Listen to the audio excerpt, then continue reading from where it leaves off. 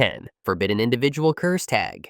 Madara's sneaky little insurance policy that kept Obito from taking the easy way out. This juinjutsu is basically the ultimate guilt trip. Except instead of emotional manipulation, it's a literal curse mark stamped right on your heart. This curse tag works like the world's most twisted pacemaker. By binding itself to the target's heartbeat, it creates a biological lock that prevents suicide. Did you know? Madara placed this seal on Obito to conveniently manipulate him, and on one other person, Rin Nohara. It's clever in its simplicity, really. Want to end it all yourself with a kunai to the chest? Nope. Planning to off yourself to spite your manipulator? You just can't. But here's where things get interesting, and by interesting, I mean tragically ironic. The only way to remove this curse is with a direct strike to the heart, which typically results in death anyway. In case you forgot, Rin jumped straight into Kakashi's Chidori to destroy the seal. Yes, a literal act of suicide. Here's an interesting bit. Although Rin was being controlled by Madara through this seal, she was still able to become the Jinchuriki of the Three Tails. However, it did prevent Obito from becoming the Ten Tails Jinchuriki. Later, Obito was able to contain the 10 tails inside him, and that was because Kakashi stabbed him in the chest and destroyed the seal. From a tactical standpoint, this jutsu is solid but limited. It's like having a really expensive security system that only protects one room in your house. Sure, it does its job perfectly within that narrow scope, but try using it for anything else and you're out of luck. You can't seal chakra with it, can't control your target's actions, and you definitely can't use it in active combat. Despite its limitations, you've got to respect the psychological warfare aspect. Madara essentially weaponized survival itself, turning the basic human instinct for self-preservation into another chain in his grand scheme. Dark? Absolutely. Effective? Well, it kept Obito dancing to his tune for years, so mission accomplished, I guess. There are over 60 sealing jutsu in Naruto, but this technique still earns a spot on the list, even though it's only applicable to individuals, because of how unique, simple, and effective it is. Just a second. Thank you to the 10,000 people who have supported our anime channel. Every subscription, comment, and like from you gives me motivation to keep making great anime content. I really appreciate your support. Now, let's aim for 25,000 subscribers and build an amazing community for anime fans. If you enjoy my content, please subscribe, turn on notifications, and share the channel so more people can join us. Together, we can create a stronger anime community. Next, 9. Magnet Release Rasengan. Ranked a little higher, we've got the Magnet Release Rasengan, Naruto's attempt at making his signature move even more extra than it already was. Because apparently, a spinning ball of death wasn't impressive enough, so he decided to throw some magnetic sealing power into the mix. Classic Naruto, really. This technique is what happens when you combine Six Paths power, Shukaku's magnet release, and Naruto's more is better philosophy. The result? A rasengan that literally locks you down with cursed seal markings that spread across your body like the world's most painful tattoo. Those markings completely immobilize the target, turning them into a sitting duck. What makes this technique interesting is its dual nature. You're getting the full destructive power of a rasengan to the face, plus the added bonus of being sealed in place by magnetic force. Oh, and you need Six Paths power too. So yeah, a lot of prerequisites for this move, right? Which is why its power is beyond question, and also why Naruto is the only one who can actually pull it off. But here's where it falls short compared to the heavy hitters on this list. The sealing effect is temporary at best, and it's really more of a combination technique than a true sealing jutsu. You're not permanently containing anything dangerous here. I mean, this move was used against Madara, and of course, Madara wasn't actually sealed by it.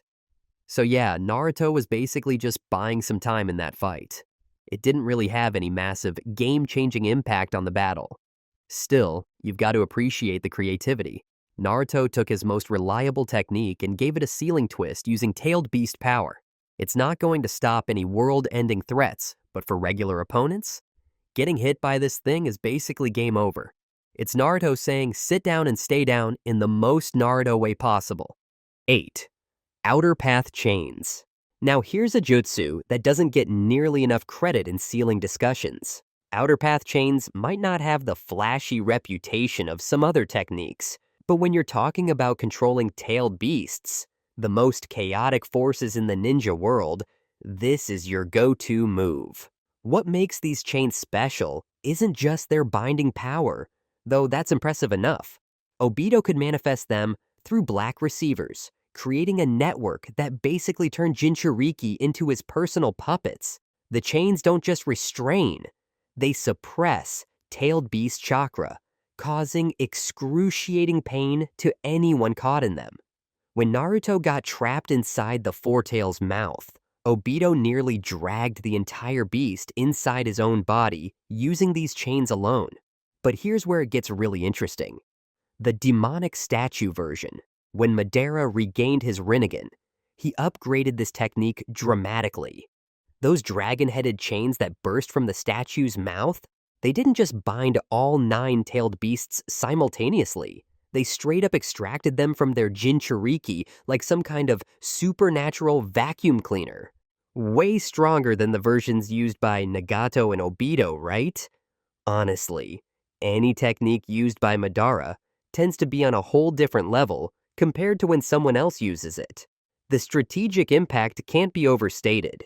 This jutsu was instrumental in both Obito's and Madara's plans for the Ten Tails revival. Without it, containing multiple tailed beasts would have been nearly impossible. Sure, the technique has limitations. Remove the black receivers, and the binding weakens, and it's not exactly subtle, requiring either a Rinnegan or the demonic statue.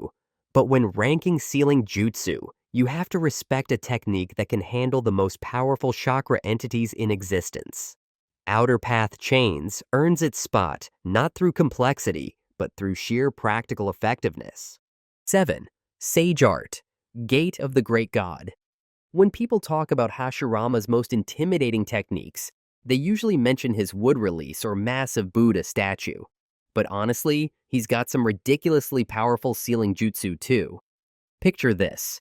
You're facing the god of shinobi, and suddenly massive red torii gates crash down from the heavens to pin you like a bug under glass. You know how senjutsu buffs all your stats? Physical damage, ninjutsu, speed, everything. Just 2 of those torii gates were enough to restrain the Nine Tails.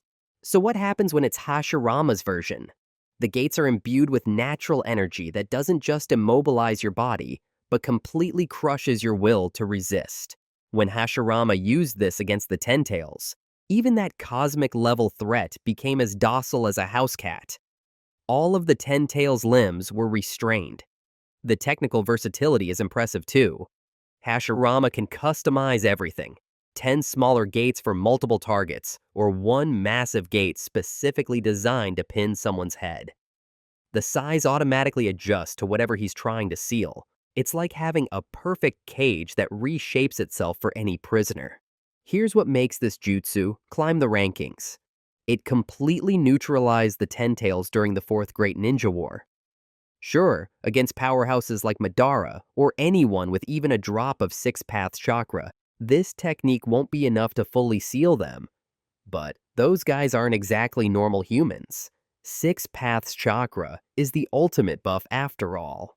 The only thing holding this technique back from the top spots is its limited application.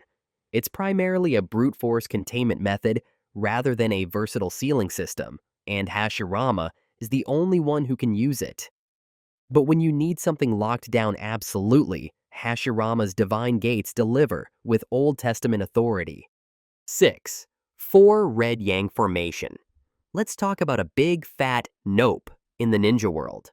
When 4 KJ-level shinobi decide something absolutely cannot be allowed to move a single inch, they bust out the 4 Red Yang Formation.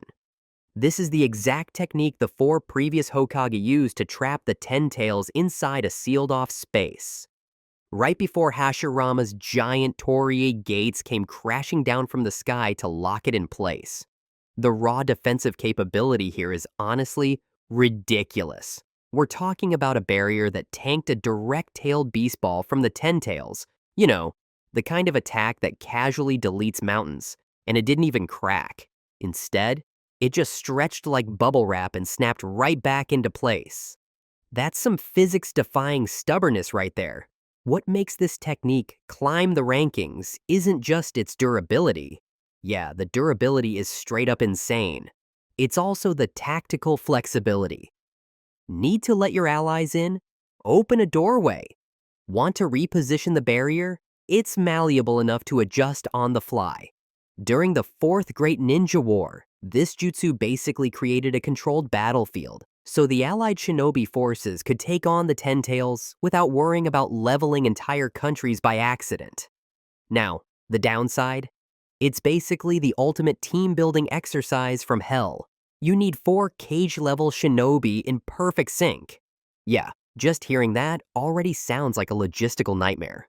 Plus, it's so chakra-intensive that users can barely maintain their own clones while the barrier is active.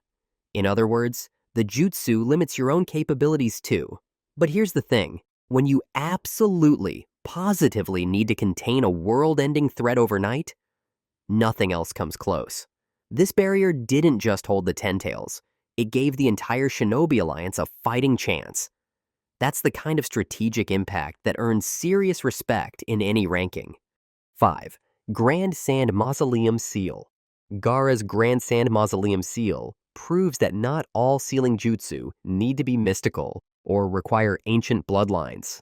Sometimes you just need a metric ton of sand and the determination to bury your problems. Literally, this technique epitomizes the work smarter, not harder philosophy. Gaara doesn't mess around with complex hand seals or sacrificial rituals. He simply drowns his target in successive layers of sand before compressing it all into a massive pyramid. Think of it as the ultimate timeout corner, except instead of standing in a corner, you're trapped inside a miniature Egyptian monument. The genius lies in its adaptability. Simple pyramid for regular-sized troublemakers, step pyramid for the really big fish. It's like having a custom-fit prison that adjusts to your enemy's ego. What makes this jutsu particularly nasty is its upgrade potential. Those ceiling tags aren't just decoration, they amplify the prison's effectiveness exponentially. And if you're lucky enough to have Shukaku's cooperation, those cursed seal markings turn your sandcastle into an absolute nightmare to escape from. We saw this firsthand during the Fourth Great Ninja War, when Gaara used it to contain the second Mizukage, and even managed to restrain Madara for a short time before he activated his Susanoo and busted out. The technique is relatively safe to use, no risk of dying like with Reaper Death Seal, and devastating against large-scale threats, and let's be real, it looks awesome. However, it lacks the finesse of higher-ranked sealing jutsu. You're basically just overwhelming the enemy through brute force. Still, when you need something contained yesterday, Gaara's pyramid scheme gets the job done with style. 4. Adamantine. Sealing chains. Let's talk about what happens when your bloodline literally gives you supernatural restraints. The Uzumaki clan's adamantine sealing chains are basically chakra handcuffs on steroids. This isn't your average ninja rope trick. These golden chains emerge straight from the user's body like some kind of mystical octopus tentacles, and they're strong enough to make the Ninetales think twice about its life choices. What makes these chains absolutely ridiculous is their versatility. Need to tie someone up? Chains got you covered. Want to neutralize an enemy's chakra? These chains drain it dry. Want to straight up attack someone? Yep, they can do that too. Feeling creative? Remember when Obito controlled the Ninetales to attack the village? Kushina's adamantine sealing chains built her an impenetrable barrier that not even the third Hokage could break through. And obviously, the Ninetales couldn't either. And mind you, she pulled that off after having the tailed beast ripped out of her body, literally just gave birth, and was basically at death's door. Now, imagine being a tailed beast. You're massive, destructive, theoretically unstoppable. And then some red-haired woman shows up with chains that make you feel like a misbehaving puppy. The Ninetales, the most powerful of all bijou, got schooled so hard by these chains that it developed trust issues for decades. Even after Kushina's death, her chakra signature alone was enough to make Kurama flinch when Naruto summoned the chains. See? Just a sliver of Kushina's chakra inside Naruto was enough to completely immobilize the Ninetales. However, here's the catch that keeps it at this rank. Bloodline dependency. You can't just learn this jutsu from a scroll. You need that Uzumaki DNA flowing through your veins, and even then, not every clan member can pull off the full package. Just ask Karen, who managed maybe 10% of what Kushina could do. Still, when it works, it's absolutely devastating, combining the restraining power of the best sealing jutsu with the flexibility of advanced chakra manipulation. And let's be honest, it looks flashy and has massive plot significance. 3. Reaper Death Seal. I'm guessing you're not too surprised by this one, right? It's basically a supernatural suicide pact with the Grim Reaper himself. This is the Uzumaki clan's ultimate nuclear option, so secret that even Orochimaru, the guy who literally experiments on everything, had no clue it existed until Hiruzen pulled it out as his final trump card. Let's break down why this technique is absolutely terrifying. You literally summon Death Incarnate, who then proceeds to rip your target's soul straight out of their body while simultaneously devouring yours. It's the ultimate, if I'm going down, you're coming with me move. The third Hokage used it to seal the first and second Hokage during the Konoha invasion, and when he went for Orochimaru's soul, he had to settle for just the arms because he was too old and weak to drag out the whole package. What makes this jutsu rank so high at number 2 is its near absolute sealing power. No matter how strong you are, as long as you're human, this technique can take you down. You are never stronger than the god of death. Once your soul is in the Shinigami's belly, you're not just dead. You're trapped forever, fighting your summoner for eternity in spiritual limbo. No reincarnation, no pure land, just eternal combat in some cosmic gastric acid. Minato proved its versatility by using it to seal only half of the Ninetales, essentially becoming a Jinchuriki while dying, which is some next-level multitasking. The only reason it doesn't take the top spot is the obvious drawback. It kills you. Plus, you can't really control what happens after the sealing. Your target just gets locked away in supernatural prison without parole, and technically, the seal can be undone. Orochimaru actually did it once. He brought back the souls of all 4 Hokage, even though they were trapped in the Shinigami's stomach. But for sheer, I will end this threat permanently energy, nothing beats calling up death to handle your light work. 2. Chibaku Tensei. When Pain first pulled this move against Ninetales Naruto, viewers collectively lost their minds. And rightfully so. Here's the breakdown. You create a black sphere, toss it skyward, and boom. Instant gravitational nightmare for your enemies. Everything gets sucked in, compressed, and turned into a mini moon floating in the sky. It's like having your own Death Star construction kit, except instead of blowing up planets, you're making them. The versatility here is insane. Pain nearly turned Naruto into cosmic debris with it. During the 4th Great Ninja War, Killer Bee, Naruto, and Nagato had to combine their most powerful techniques just to destroy one. Yeah, it's ridiculously powerful, but it's not unbreakable. However, number 1 is a different story. You've probably guessed it already, right? It's 6 Paths, Chibaku Tensei. Let's be real. Any jutsu powerful enough to create a freaking moon deserves serious respect. 6 Paths, Chibaku Tensei, or planetary devastation, is the Rinnegan's answer to the question, how do I imprison something that absolutely cannot be allowed to escape? The answer? Build a planet around it. Not just a ball of debris. A whole celestial body. When Hagoromo and Hamura sealed away their own mother, family drama much? They didn't mess around with paper seals or fancy symbols. They went straight for creating celestial bodies. That's some serious overkill, and I'm here for it. The technique works by launching a dense core of gravitational chakra that attracts everything around it with devastating force, forming a massive sphere of earth and debris that entombs the target. Madara deployed it to create an entire barrage of meteorites at once.